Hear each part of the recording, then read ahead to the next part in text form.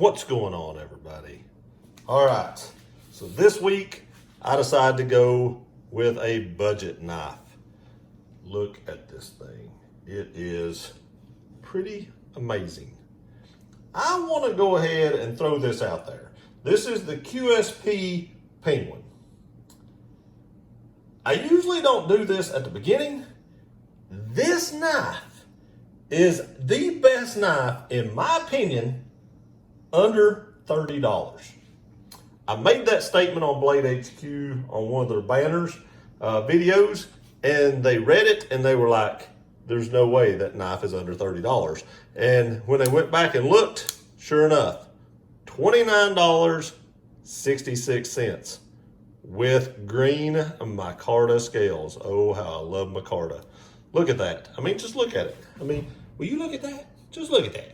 It's pretty awesome. I do want to say there's one thing about it that makes me wonder what's going on. And I think I know, but so they didn't recess these screws right here. For $30, you wouldn't think they would. I get it. But if you flip it over the other side, it's like they have screws right here that if you can reverse the pocket clip. No, I get it, but they didn't reverse them on this side either. Or not reverse them, but they didn't, countersink them on this side either. They're not recessed.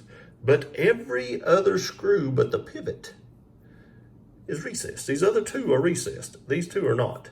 I get it. It's a $30 knife, and that's being pretty petty, but it just kind of sticks out. It's a little weird, but that does not stop me from really liking this knife. That does not stop me from thinking this is the best knife for under $30 because it is butter smooth. I mean, butter smooth. I mean, yeah, you can find smoother knives, I'm sure. But I got knives in that were over $200 and were not that smooth. I mean, seriously. This thing, you have to actually feel it to understand how smooth this knife really is. And I don't know if they're all that way because I only bought one. But the one I got is amazing. The lockup is basically perfect.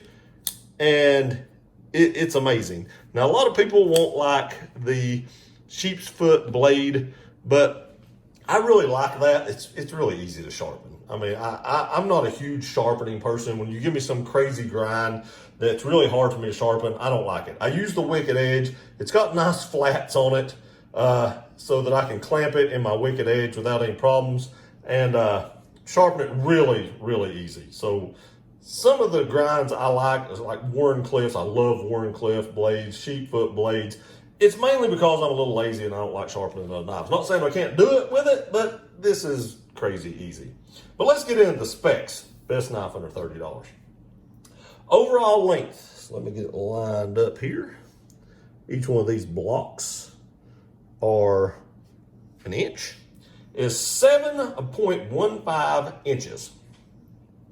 The blade length is 3.125. The cutting edge, as you can see here, is 2.875. They give you a small sharpening tool, nothing major. You do get the majority of the blade to cut with. And I want to say this D2 came extremely sharp. I mentioned this in some other videos, but the Ontario Rat 2 did not come sharp. It will not shave you. It will not do it.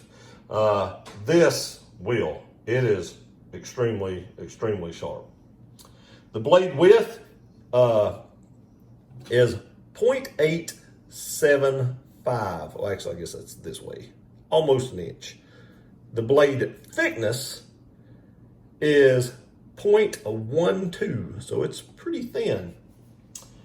The blade material, of course, is D2. I just said that.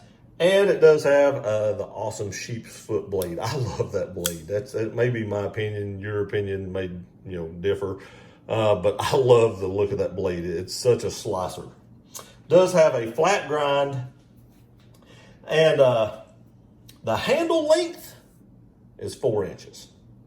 The handle thickness is almost a ½ inch at 0.46. It feels really good in the hand. As you can see, you can get a 4-finger grip on the knife.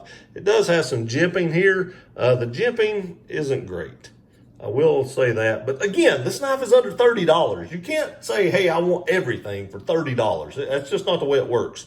But it does work, but it's a little slick. I mean, it's not like it's sharp. It's just not great jimping, in my opinion. Your mileage may vary. The weight of this knife is 3.17, so it is a little bit heavier than the bug out I did last week, but I want to say I don't notice it.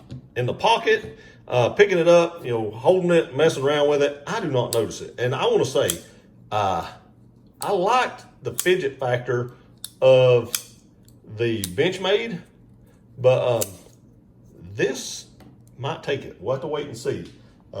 This knife is so smooth. This knife is smoother than the Benchmade. I will tell you that. If you want to bug out, mine, now I'm not saying they're all like that, but my knife is smoother than my Benchmade bug out. It does have, a liner lock. They are steel. They're not titanium, of course, for $30. But, you can't expect anything more for $30. You can't expect them to put titanium in a $30 knife. But look how deep that pocket. I think the pocket clip actually comes up higher than the blade scales. So this knife basically just completely hides. I mean, if we turn it like that, look at that. I mean, it basically completely hides in your pocket. It's pretty amazing, actually. It is made in China. Of course, you're not going to get a U.S. made knife for $30 in the U.S. So we'll see how it holds up. We'll see how the edge holds up and stuff like that. I've always liked D2. I've never had a big issue with it. But it is made in China, so we'll see how the knife holds up. The best use for this knife is EDC, of course. I mean, this isn't a tactical folder. You can tell this isn't a tactical folder. By no means. I'm not saying you couldn't use this for self-defense, but this is an EDC knife. In all seriousness, this is an EDC knife. And like I said, the price is $29.66, under $30. You get D2, you get micarta, you get the smoothest knife of anything that I ordered. This is literally the cheapest knife I ordered. And I just did a video unboxing $1,000 worth of knives.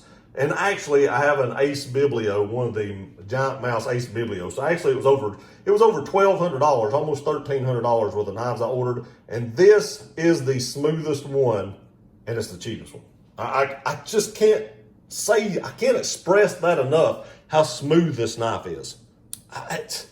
It's just one of the smoothest knives I've almost ever held. Seriously, it's crazy.